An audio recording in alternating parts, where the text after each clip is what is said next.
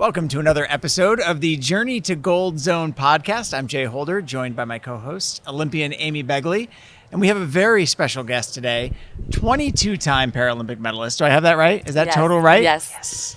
20-time world marathon major champion. Is that right? 24. 24. Okay, so Shooting I was for going the to 25. shortchange you it. somewhere, but and just all around great human being, Tatyana McFadden. Welcome. Thank you. Thanks for having me. We're here in Eugene, where in just a couple of days from when we're recording, we have the first ever Toyota USATF Outdoor and Para-National Championships. It's the first time that these two events are combined. Yeah. You've been competing for a long time. What does it mean to have these events come together this year? Yeah, this is really exciting. I've been competing for, I don't want to show my age, but 17 years.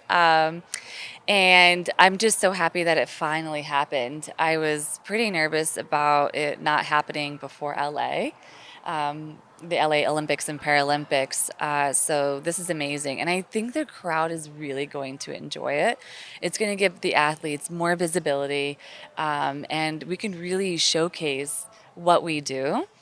And then hopefully, out of the 12,000 people in the stands, they're going to take home an athlete and maybe research about it and say, I really enjoyed watching this race. And now I want to follow that athlete and I want to follow that journey. Every single person we can get to follow the Paralympics, it's great for us, especially leading for LA. Talk about how we got here, because you said, you said you were nervous this might not happen. Have you been a vocal proponent of this combination of these two events over the course of your career? Has this been something you've been pushing for, been fighting for? I think a lot of athletes have been pushing and fighting for this. Previous athletes before me, current athletes right now. I just make sure I talk about it everywhere I go. And even with sponsors and, with friends that I have that are on the track team, Olympians, and we train together, in Chula Vista. We share the same sponsorship, so we really get to know each other really well for about 2 years. And so we kind of talk about, it would be so cool if we can have, championships at the same time. It can definitely be done. And so I think that just continuous movement by everyone, it takes a village. It's not just one person. It's been multiple people. And so I'm just so excited. I mean, the track is beautiful. And you've raced here before. You did the Prefontaine Classic a couple of weeks ago. Was that your first time racing at Hayward? It was my first time racing at Hayward, and I did the 800 meters at the pre-classic, and the crowds were wild.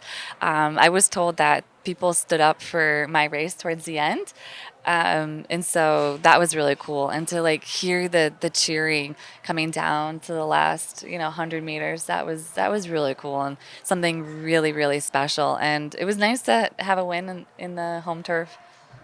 That's very cool. Does it compare racing here in other places that you've raced? What's been your favorite place to race, and how did it compare to Hayward? Oh, that's a good question. Well, besides racing in Europe, I think racing at Hayward is really nice. I think the stadium is built for it. I mean, it's perfect, and it's very accessible, and the track's really relatively fast for the wheelchair racers, at least, which I was kind of surprised about. I wasn't sure if it was going to be, the surface, because it's great for ambulatory runners with their spikes, and so sometimes we like the opposite surfaces. And but it's absolutely a beautiful stadium. I hadn't thought about that before. So is there certain tracks that you guys prefer? I'd rather not have a nationals there. Are there some tracks that you're like, nope, that's not the best place? Or is it just we get on the line and we just go and it doesn't matter at the end of the day? Yeah, well, sometimes, when you get onto the track, it doesn't matter. You're there to compete. But we like hard tracks. Okay. So anything that's with a hard surface, we're yes, we're game. This is going to be so fast and so amazing. If it's really kind of squishy, and you can hear that when it gets hot during the day and the track gets kind of soft. So usually I ask my friends who are, racing the 100 meters, the ambulatory athletes, I'm like, do you like this track? because I need to see if I'm going to like it. But you can also set your tire pressures as well Okay. a certain way to adjust for the softness of the track. Is it just like a feel that you do that by, or do you have kind of a really specific way that you adjust the pressure? For me, it's kind of the feel, and kind of testing your top speed and warm up. Okay, I like it.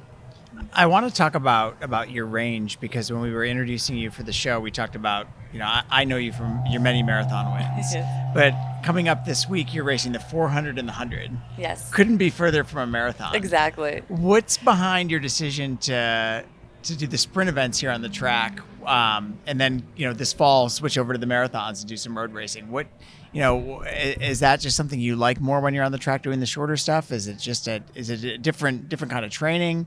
How do you pick which events you're going to do? Yeah, it's really tough. We kind of look at a year in advance what the calendar is going to be. So this year is a world championship year. Mm-hmm. And so it's mostly track focused, doing the 100, the 400, the 800, and even the 15.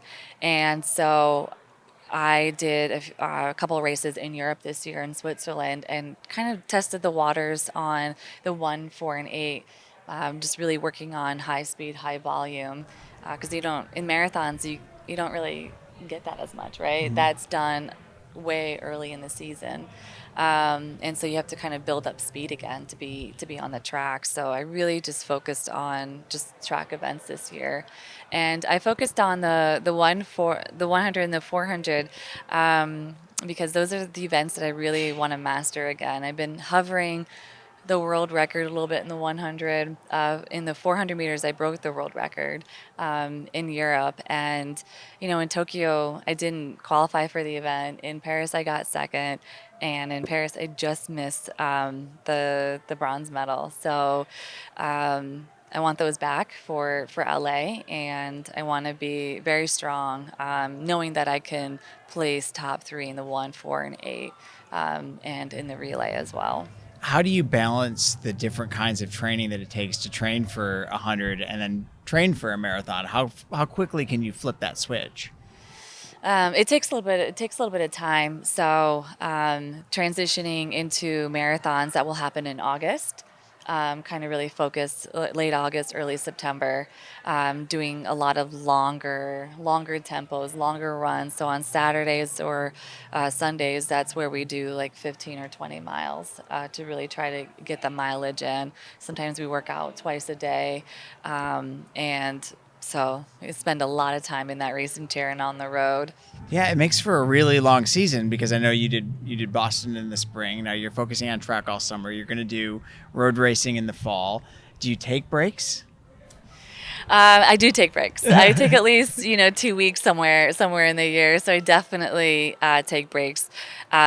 This winter training didn't really go as planned as I wanted to, so I had to kind of change everything and just really add on the heavy training now until the marathons, especially for the track events. But I do take time off.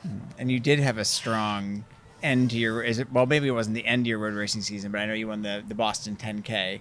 Yep. In June, in second in Peachtree, if I recall, yes, right? Yep. So it seems like things got back on track by the spring, summer, and was that a good way to sort of ease into the shorter, faster stuff that you're doing now? Well, it's almost in reverse. Doing the 10Ks is actually going to help me for the marathons. Mm-hmm. And so that transition has been a little bit tough, because this spring has been all about track, getting ready for world championships. And so to get ready for the marathons, I know it's going to be fast and high volume. So now we're just really trying to push the distance. And so that's why I did the 10Ks for training, to add more miles for this winter or for this fall.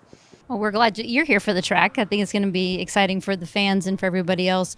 And what do you want the fans to walk away with? What do you want, the kids watching to walk away with after this event? What's the lesson you want everybody to learn, or just the inspiration you want them to take away? Yeah, I think, the 12,000 plus people watching, like I said before, I want them to be in such, I know that they will be in awe. Yeah. And I think when they watch these races, I just want them to continue to follow the journey of the athlete and really hear our stories. Yep. And, because the more visible that we are, I really believe that there's, a parallel between, sports in our community, right? So it's same thing goes into parasport, disability, and how do we take it back into our community? And also teaching about the Paralympics. What is the Paralympics? What are the different types of disabilities that, are at the Paralympics with the different type of events? We have a lot of classifications Yes. and a lot of people. So I've been trying to post something every day just to kind of highlight like different classifications. But I just want them to love it and to walk away that, that we're just like the Olympians training and getting ready, and that there is a big parallel to it. Because with the separation being for so long, it was really hard for us to be so visible and to teach about what Paralympics is, and to really showcase like wheelchair racing is really hard. And it's not as easy as you think it is. No. And, maybe one day we'll have a racing chair out in Hayward Field before LA trials. And so people can kind of test out like how we sit in it, how we push in it, and the technique of it. I think that'd be great. I'd be all for that. I'd love to know, you mentioned inspiring, the next generation. Who inspired you? How did you get into this sport? Yeah, that's a great question. So when I started the sport, we didn't have social media like we did today. And so when I started through my parasports club, we did the research online and see, where I could go. I didn't even know the Paralympics even existed. I just thought, if you're really good, if you want to go to the Olympics, like this is what you have to do. And then we started doing research about the Paralympics. And I idolized Chantal Petitclerc. She was my competitor. She's a Canadian athlete, wheelchair racer, and she really elevated the Paralympics in Canada during that time. And she pushed for a lot of equality and equity for disabled people and the Paralympics as well. Movement was happening so quickly. And I was like, not only am I jealous, but I'm in such awe. Like, how are you doing this? Even though we're competitors on the field, the Paralympic Committee is really kind of small but tight knit. We want to, learn from each other and how we can expand and how we can get more Paralympians going. So Chantal was one of my idols growing up. You probably see that now. I mean, you mentioned you've been in the sport for 17 years. There's probably racers that are coming up that were inspired by you. Do you have those sort of interactions where people tell you that? Do you have people that said that they saw you when they were, trying to break into the sport, and you really helped them pave the way? I have, and actually have met a few. And so that was really cool. Yeah. And during that time, they were maybe about like 8 years old.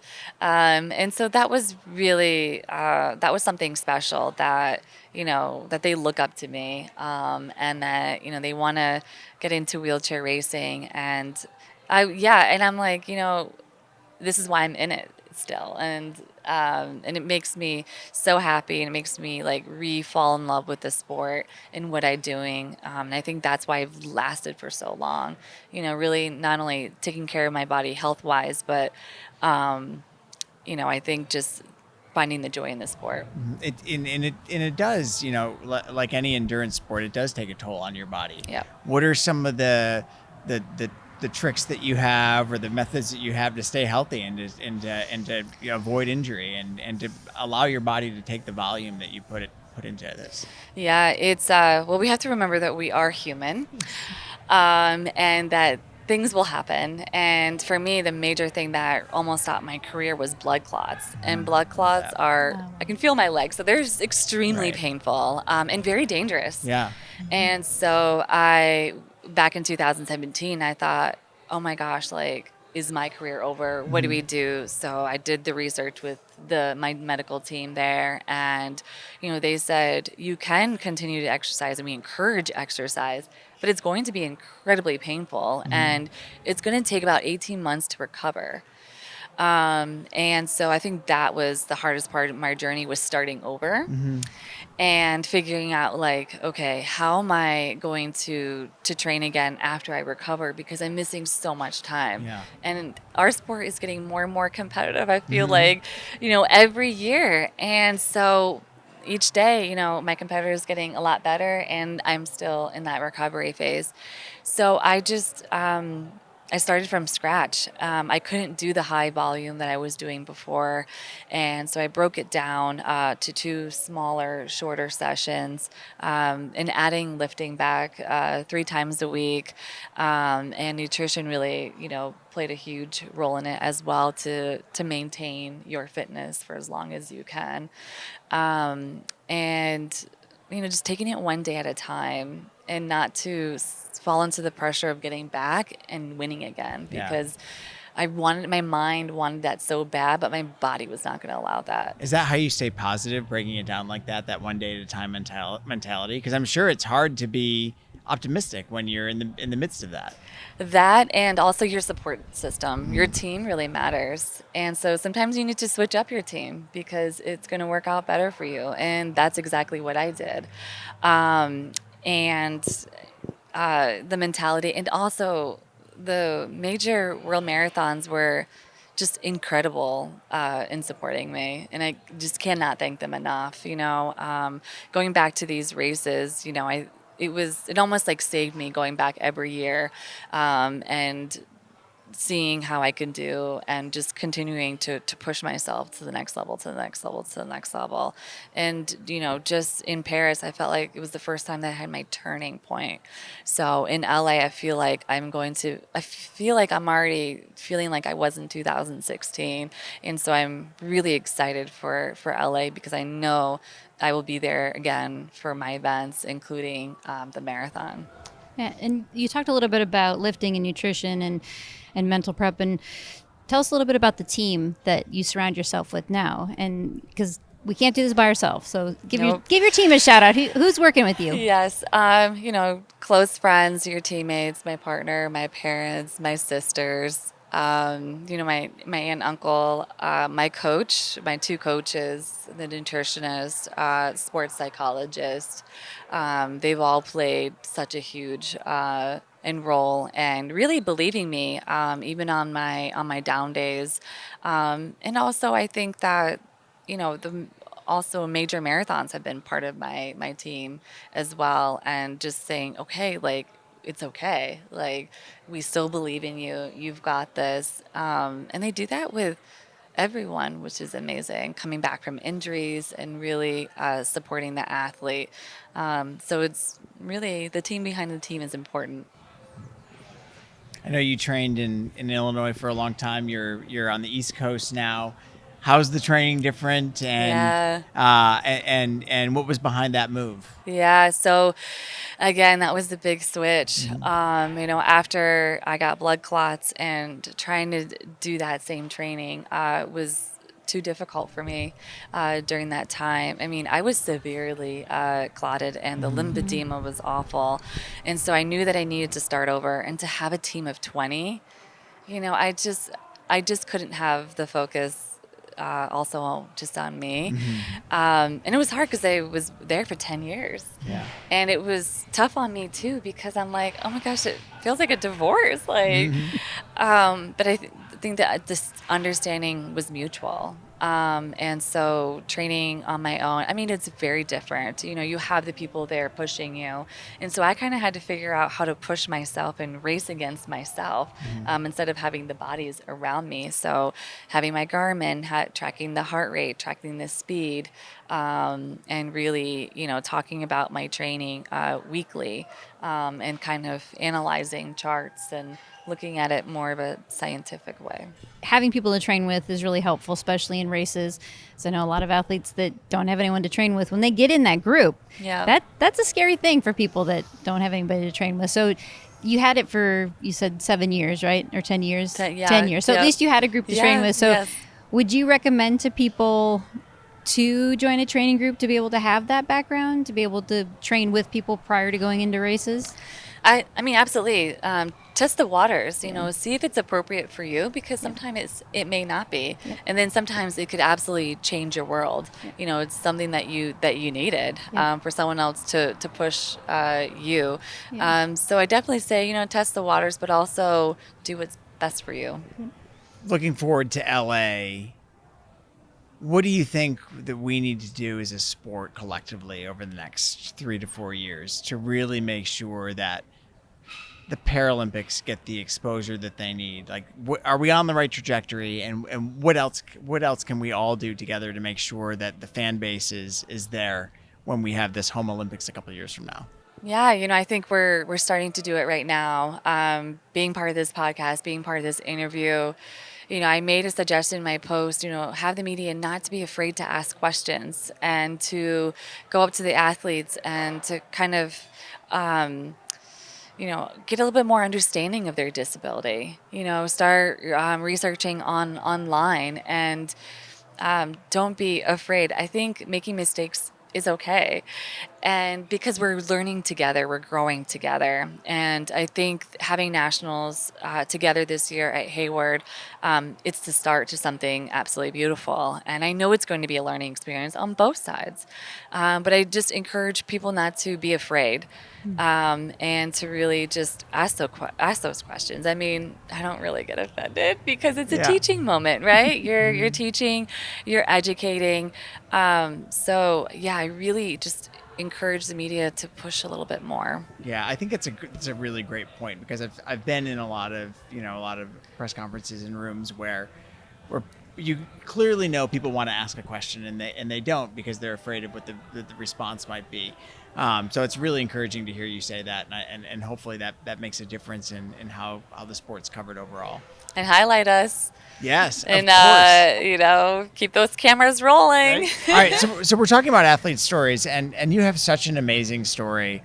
I know you were adopted at 6 years old, came over here, and have really achieved the American dream. I mean, you are one of the most, if not the most, decorated wheelchair athletes in this country's history. Thank you. What's the story that you want viewers and fans to take away from you when they watch you compete on the roads and on the track? Yeah, I think that when they watch me compete, I hope that I show the love of the sport, because when I first started sports, it was actually for rehab.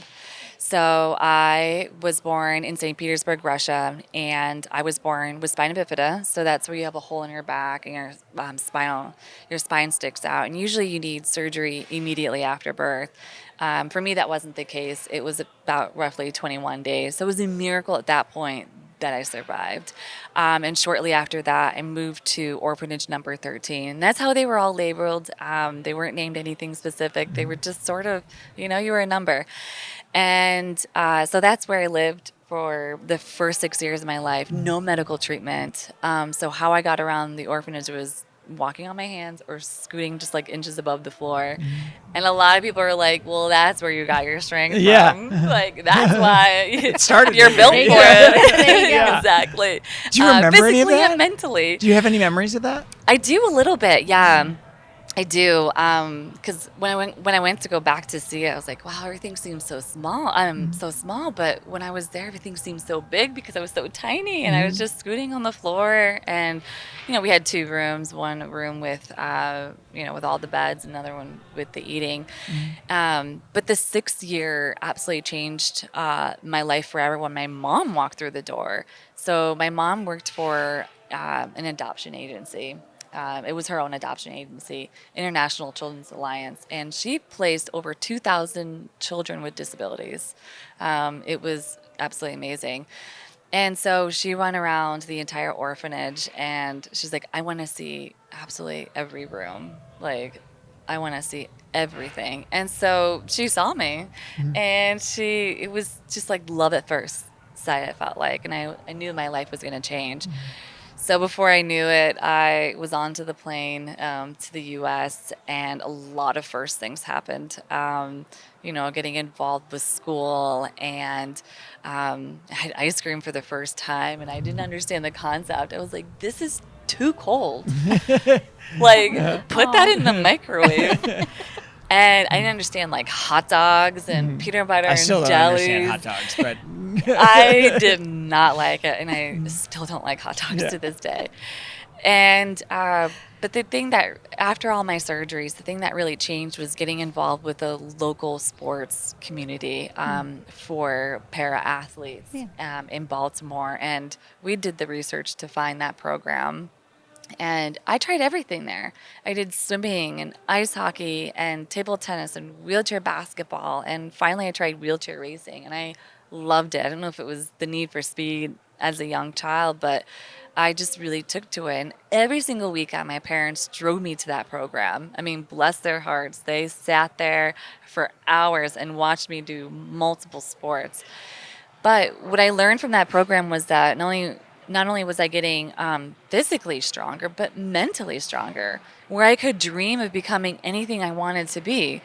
And for me, I just picked I wanted to be an Olympian. I loved you know reading stories either on the internet or newspapers, and I remember we were getting ready for the 2004 Olympics, and seeing all the athletes that wanted to qualify and hearing their stories, and me being overly obsessed with track at the time, and I knew that that's where I wanted my journey to go. And I remember finishing up eighth grade, no, beginning of eighth grade, we wrote down, what's your academic goals? So I wrote down all my goals. And then at the end, I wrote, want to be an Olympian in 2024. And so finishing up eighth grade, I went to trials for the Paralympics, and I made it as the youngest athlete in track and field at the time at the age of 15. And I became top 3. And yeah, so 2004 absolutely just changed my journey. wow. Do you have a favorite Olympic year? You've been to so many I Paralympic know. Games. Do you have I a favorite know. city or a favorite? I think each city is so special, but I think London Paralympics, and I hope we do the same.